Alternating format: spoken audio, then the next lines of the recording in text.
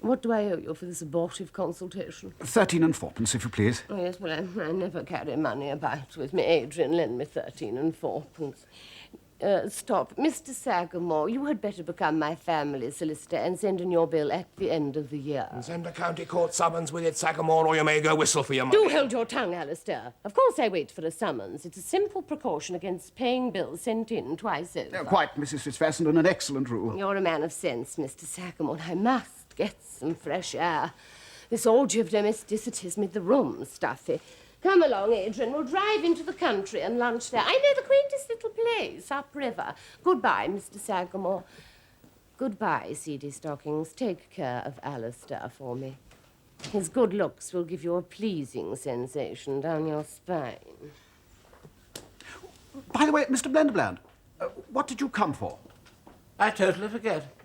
I don't feel equal to any more this morning. Your wife is a most extraordinary lady. Can't find words for her, poor dear.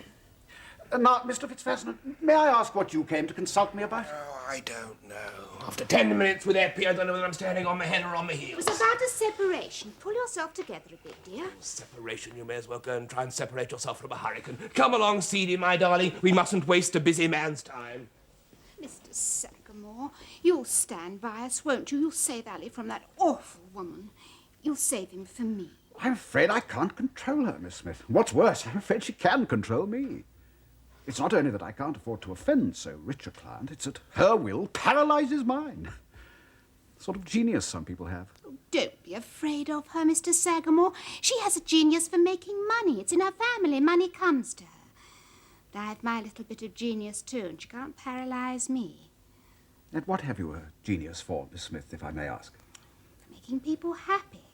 Unhappy people come to me as money comes to her. I can't think that your will is stronger than hers, Miss Smith. Oh, it isn't, Mr. Sagamore. I have no will at all.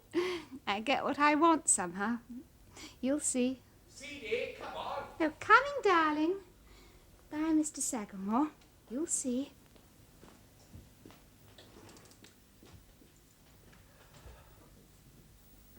I think I shall wait and see.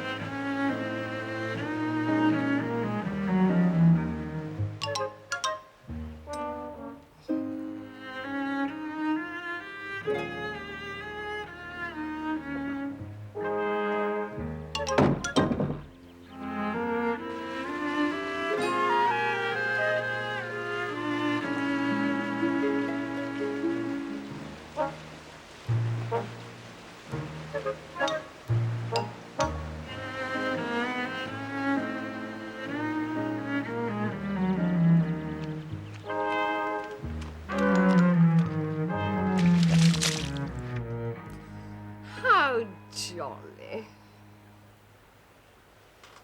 I must be a very attractive man. Indeed. Well, not that I'm denying it, but what has it to do with what I just said? You said, how jolly. I look round at this rotten old inn, trying to pretend it's a riverside hotel. We've just had a horrible meal of tomato tea called soup, the remains of Sunday's joint, sprouts, potatoes, apple tart, and stale American synthetic cheese. If you can suffer this and say, how jolly, there must be some irresistible attraction present, and I can see nothing that is not utterly repulsive, except myself. Don't you like these old world places? I do. I don't. They ought all to be rooted up, pulled down, burnt to the ground. Your flat on the embankment in London costs more to furnish than this place did to build from the cellar to the roof. You can get a decent lunch there, perfectly served by a word through the telephone.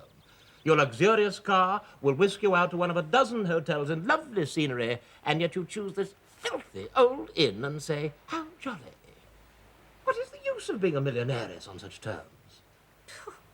When I was first let loose on the world with unlimited money, do you know how long it took me to get tired of shopping and sick of the luxuries you think so much of? About a fortnight. My father, when he had £100 million, travelled third class and never spent more than 10 shillings a day on himself, unless he was entertaining people who were useful to him. Why should he? He couldn't eat more than anybody else. He couldn't drink more than anybody else. He couldn't wear more than anybody else. Neither can I. Then why do you love money and hate spending it? Because money is power. Money is security. Money is freedom.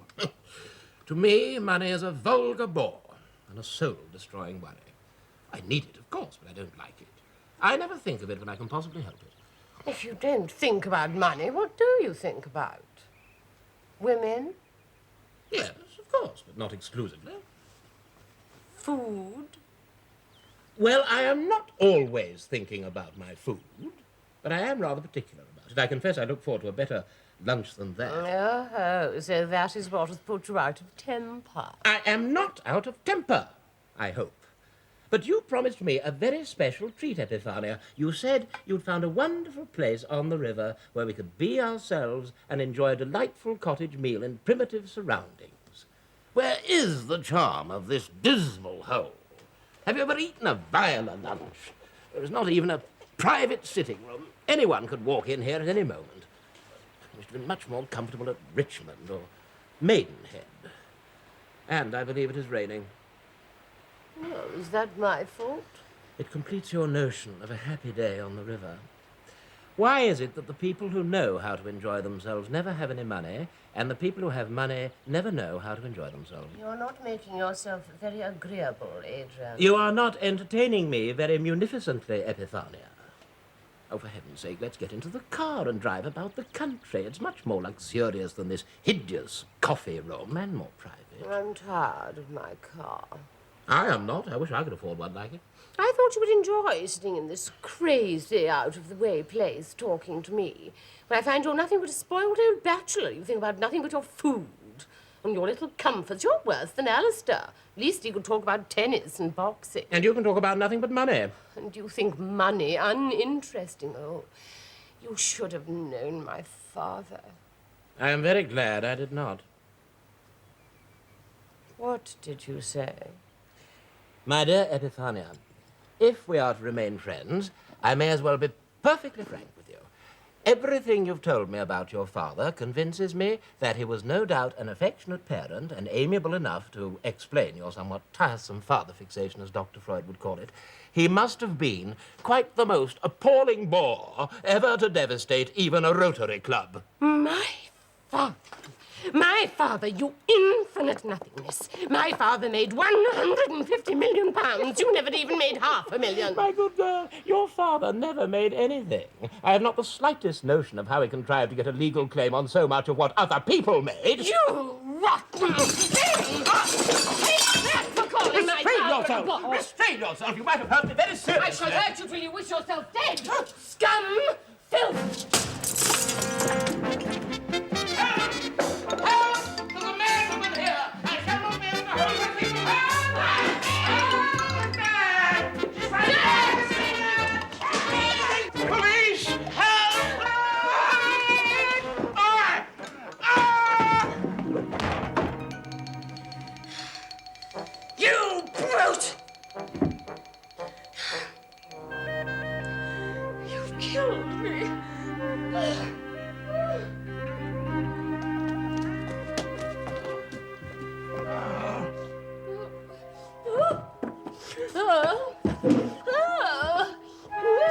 What's the matter? What's going on here? Who the devil are you? I'm an Egyptian doctor. I hear a great disturbance. You come in here in convulsions. Can I help? I am dying. Nonsense, you can swear. The fit has subsided. You can sit up now. You're quite well. Good afternoon. Stop! I'm not quite well. I'm on the point of death. I need a doctor. I am a rich woman. In that case, you will have no difficulty in finding an English doctor. Is there anyone else here who needs my help? The noise was of some body falling downstairs. Never he may mind have broken him. some bones. Never mind him. If he'd broken every bone in his body, it's no more than he deserved. Come back instantly. I want you. Come back. Come back.